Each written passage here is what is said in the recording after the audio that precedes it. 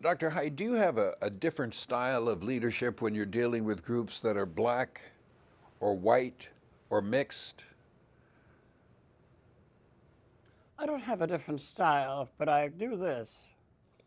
I try to carry, wherever I am, the same message.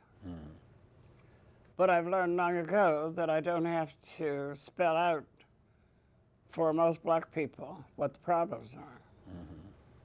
I have to spell out the direction we're trying to move and the like. But I find that despite all that we have worked on, and you have to bear in mind, I spent 40 years working in an organization that was interracial, but whose membership was predominantly white. And I learned that I gained the respect and appreciation and acceptance of my leadership the more I was the same person that I was everywhere.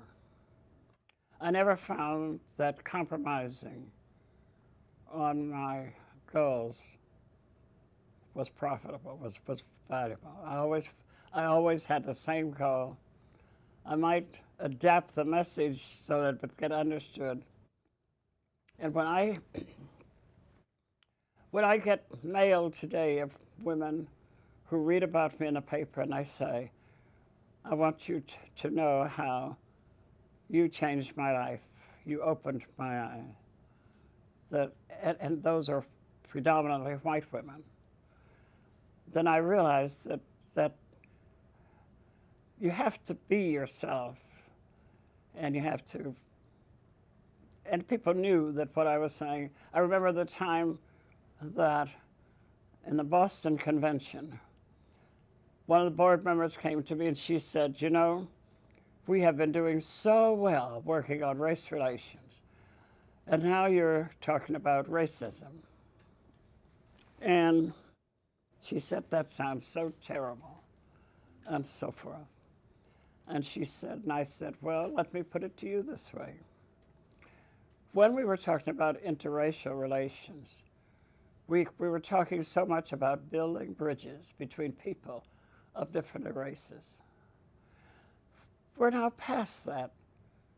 I said racism is so deeply embedded in our history, beginning with slavery, that we now have to ask ourselves, why did we need the bridges?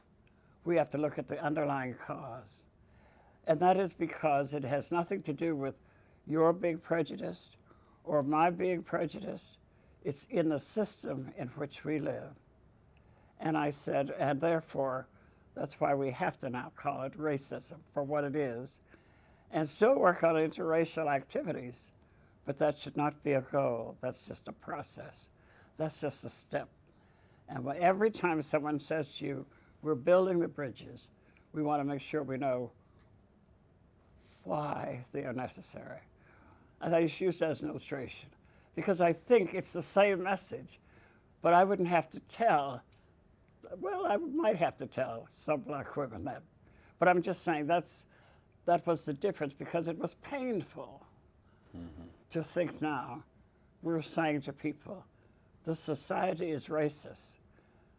And everyone, they began to say, well, I'm not. And I have to say back to them, you don't have to be. It operates whether you know it or not. The banking system, the housing system, the employment system, everything around you, it operates. It affects me as it affects you. It affects you as it affects me.